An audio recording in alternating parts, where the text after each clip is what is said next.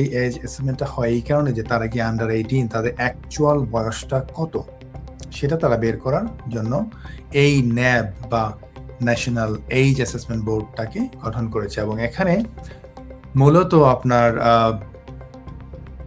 অনেক এই যে এখানকার যে লোকাল কাউন্সিলগুলো দেখা যায় যে তারা সোশ্যাল ওয়ার্কারদেরকে নিয়োগ করেছে, এবং সোশ্যাল ওয়ার্কাররা যখন হোম অফিসের পক্ষে কাজ করছে ডেফিনেটলি তারা কিন্তু হোম অফিসের পক্ষেই কাজ করবে। সো এই এনজিওগুলো বলছে যে তারা যে প্রক্রিয়ায় অ্যাসেসমেন্টটা করছে সেই প্রক্রিয়াটার কারণে আপনার মূলত দেখা যাচ্ছে যে একটা বাচ্চা হয়তো সে বলছে যে তো আমার বয়স 15, তাকে বলতেছে না তোমার বয়স হচ্ছে 17।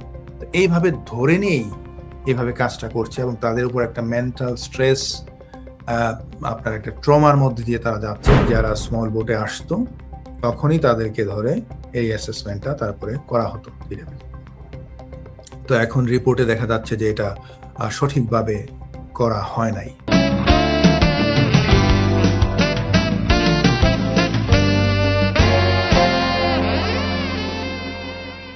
হোম অফিসের যে মানে assessment scheme endanger child refugees and must be scrapped NGO সেটস, এই যে ডোবার সীমান্ত দিয়ে যারা আসে তাদের বয়স নির্ধারণের যে পদ্ধতিটি ব্যবহার করা হচ্ছে এটি নিয়ে বিতর্ক তৈরি হয়েছে, এবং এতে করে শিশুদেরকে মানে প্রাপ্তবয়স্কদের সাথে জেলে পাঠিয়ে দেওয়ার মতো ঘটনা ঘটছে, এবং এটিকে বন্ধ করার জন্য আসলে পরামর্শ দিয়েছে এনজিও গুলো।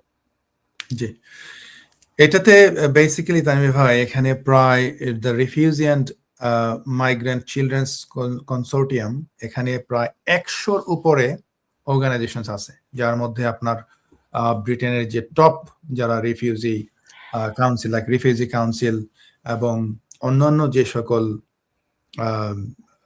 এনজিও গুলো রয়েছে, তারা একটা রিপোর্ট পাবলিশ করেছে এবং বলেছে যে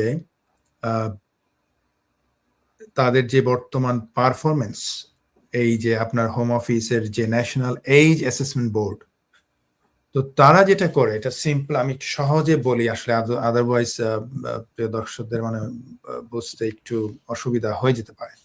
সেটা হচ্ছে যে এই যে ন্যাব বা এই যে ন্যাশনাল এইজ অ্যাসেসমেন্ট বোর্ড, আর যেটা করে প্রথমে যখনই একজন রেফিউজি আন্ডার 18 তারা যখন ইউকেতে আপনার ঢুকে তখন তাদের এইজ অ্যাসেসমেন্ট হয়। এই এইজ অ্যাসেসমেন্টটা হয় এই কারণে যে তারা কি আন্ডার 18, তাদের অ্যাকচুয়াল বয়সটা কত সেটা তারা বের করার জন্য এই ন্যাব বা ন্যাশনাল এইজ অ্যাসেসমেন্ট বোর্ডটাকে গঠন করেছে। এবং এখানে মূলত আপনার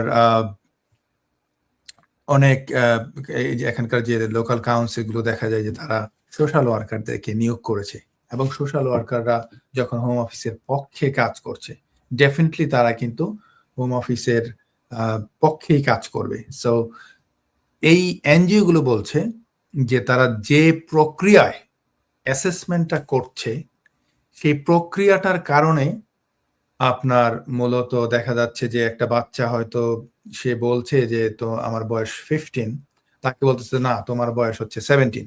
তো এইভাবে ধরে নিয়েই এইভাবে কাজটা করছে, এবং তাদের উপর একটা মেন্টাল স্ট্রেস, আপনার একটা ট্রমার মধ্যে দিয়ে তারা যাচ্ছে।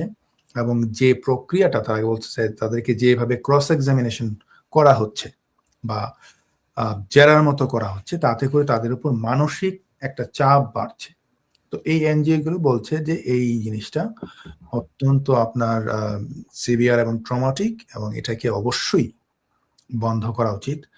এবং এটাকে বন্ধ করে আপনারা যদি ইন্ডিপেন্ডেন্ট কোনো বডি যদি তাদেরকে তাদের বাচ্চাদের যে সকল সেফ গার্ডিং যে ইস্যুগুলো আছে সেইগুলোকে বিবেচনায় এনে সঠিকভাবে এই অ্যাসেসমেন্টটা করা উচিত।